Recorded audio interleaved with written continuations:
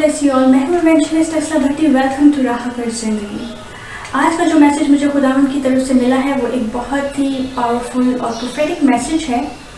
और इस मैसेज के लिए जब मैं खुदा से दुआ कर रही थी कि वो क्या कलाम अपने लोगों से करना चाहता है, तो खुदा ने ड्यूरिंग प्रेयर मुझे एक वर्ड दिया जो कि था फ्रॉम डेड टू लाइफ. और जब ये वर्ड मुझे मिला तो मेरा ध्यान एक मशहूर बाइबल स्क्रिप्चर की तरफ गया जो कि हिजकिय्याह नबी की किताब में हमें मिलता है, जहाँ पर हिजकिय्याह नबी खुश्क हड्डियों पर नबूवत करते हैं, ज़िंदगी की नबूवत करते हैं.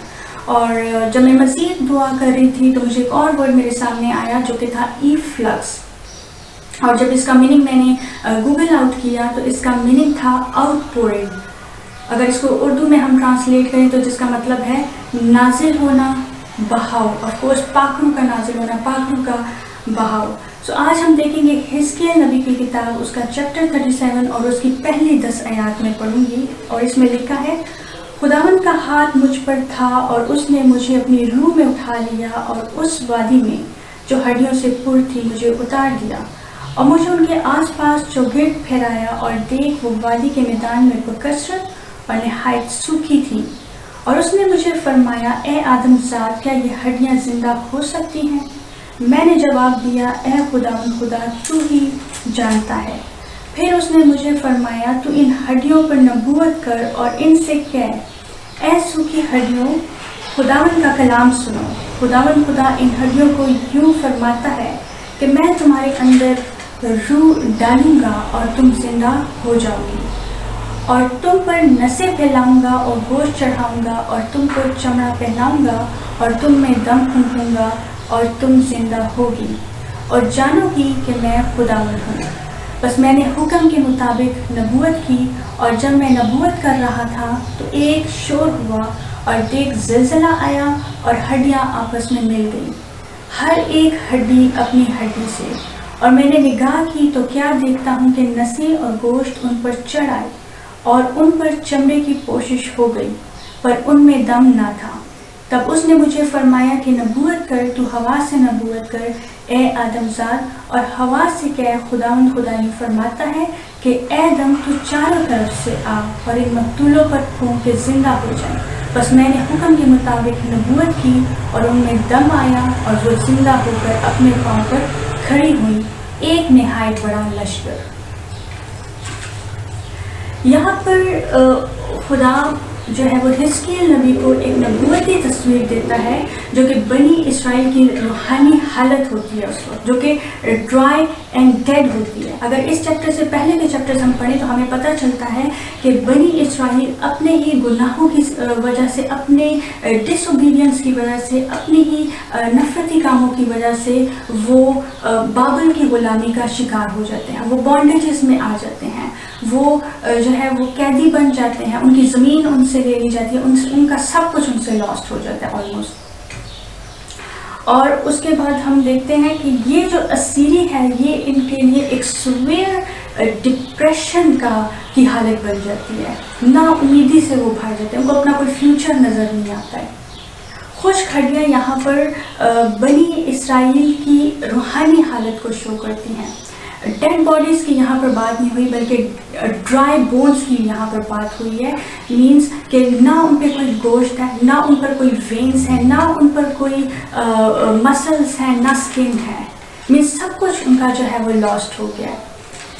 और ये जो सिर्फ बोन्स हैं और वो भी द ड्राई मोस्ट बोन्स हैं जो कि ना उम्मीदी की और डिप्रेशन की शिद्दत को शो करती हैं. खुदा हिजकिय्याह नबी से सवाल करता है और उसने मुझे फरमाया, ए आदमजाद, क्या ये हड्डियाँ जिंदा हो सकती हैं? और हिजकिय्याह नबी फरमाते हैं, मैंने जवाब दिया, ए खुदावंद खुदा, तू ही जानता है. मतलब दूसरे अल्फाजों में तू ही कर सकता है. फिर उसने मुझे फरमाया, तू इन हड्डियों पर नबूवत कर और इनसे कह, ए सूखी हड्डियों, खुदावंद का कलाम सुनो. खुदावंद खुदा इन हड्डियों को यूँ फरमाता है कि मैं तुम्हारे अंदर रूह डालूंगा और तुम जिंदा हो जाओगी, और तुम पर नसें फैलाऊंगा और गोश्त चढ़ाऊंगा और तुमको चमड़ा पहनाऊंगा और तुम में दम फूंकूंगा और तुम जिंदा होगी और जानोगी कि मैं खुदावंद हूँ. सो ये वो सब कुछ है जो उनसे چرا لیا گیا ہوتا ہے، جو ان سے لاسٹ ہو جاتا ہے، ان کی امیدیں ان سے لاسٹ ہو جاتی ہیں، ان کی زندگی ان سے چرا لی جاتی ہے، ان کا فیوچر ان سے چرا لیا جاتا ہے۔ یوحنا اس کے چیپٹر 10 ورس 10 میں لکھا ہے، چور نہیں آتا مگر چرانے، مار ڈالنے اور ہلاک کرنے، اور میں آ گیا تاکہ تم زندگی پاؤ اور کثرت بھی پاؤ۔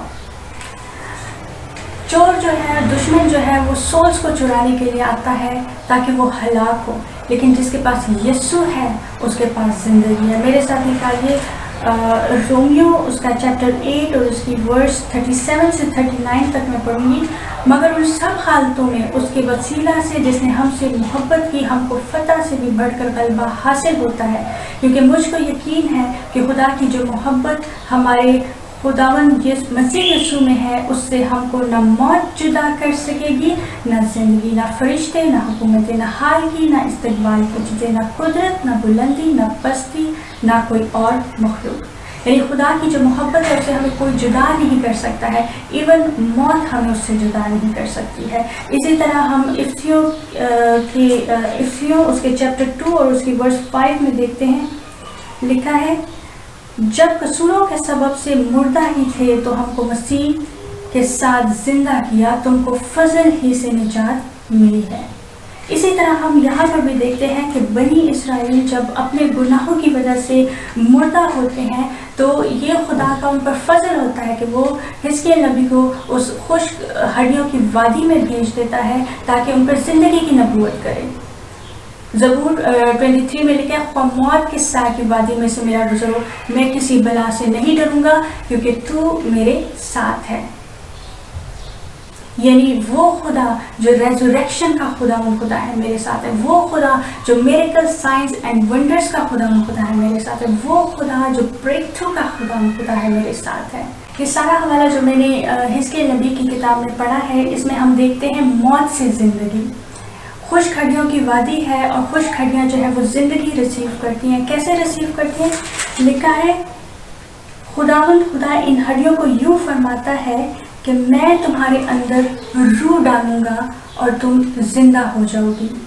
یعنی جب روح مداخلت کرتا ہے تو خشک ہڈیاں زندگی ریسیو کرتی ہیں، جب روح مداخلت کرتا ہے تو بنجر زمین پھلدار ہو جاتی ہے، جب روح مداخلت کرتا ہے تو بندھن جوئے ٹوٹ جاتے ہیں، جب روح مداخلت کرتا ہے تو بحر کلزم 2 حصے ہو جاتے ہیں، جب روح مداخلت کرتا ہے تو جاتی جولیت ہلاک ہو جاتا ہے، جب روح مداخلت کرتا ہے تو یرو کی دیواریں ٹکڑے ہو جاتی ہیں۔ جہاں پر خداوند کا روح ہے وہاں آزادی ہے، وہاں کوئی بیریئر اس کے سامنے پہ ٹہر نہیں سکتا ہے۔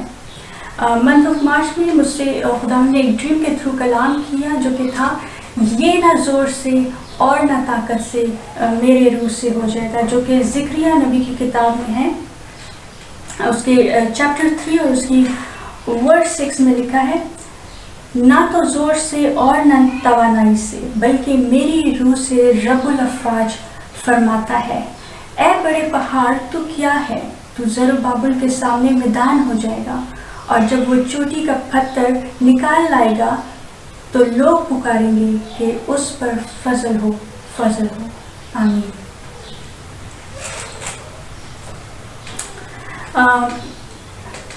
پچھلے 1 منتھ سے جب میں دعا کر رہی تھی تو میرے سامنے ایک چین آتی تھی جو کہ ٹوٹی بھی نہیں تھی، لیکن آلموسٹ 3-4 ڈیز ہوئے ہیں کہ میں وہی چین ہے، لیکن اب وہ بریک ہے بیچ میں سے۔ ہاللیلویا! I truly believe this is the season of deliverance. This is the season of breakthrough. اور اینڈ میں ایک پروفیٹک اسکرپچر کے ساتھ اس میسج کو وائنڈ اپ کروں گی، جو کہ یسایا نبی کی کتاب اس کا چیپٹر 54 اور اس کی پہلی 3 آیات میں پڑھوں گی۔ اے بانج تو جو بے اولاد تھی، نغمہ سرائی کر، تو جس نے ولادت کا درد برداشت نہیں کیا، خوشی سے گا اور زور سے چلا، کیونکہ خداوند فرماتا ہے کہ بے کس چھوڑی ہوئی کی اولاد شوہر والی کی اولاد سے زیادہ ہے۔ اپنی خیمہ گاہ کو وسیع کر دے، ہاں اپنے مسکنوں کے پردے پھیلا، دریغ نہ کر، اپنی ڈوریاں لمبی اور اپنی میخیں مضبوط کر، اس لیے کہ تو دہنی اور بائیں طرف بڑھے گی اور تیری نسل قوموں کی وارث ہوگی اور ویران شہروں کو بسائے گی۔ وہ زندگیاں جو سمجھتے ہیں کہ وہ ابھی تک پھلدار نہیں ہوئی ہیں, یا ان کی زندگی میں خدا کا کوئی وعدہ ہے جو ابھی تک فلفل نہیں ہوا ہے.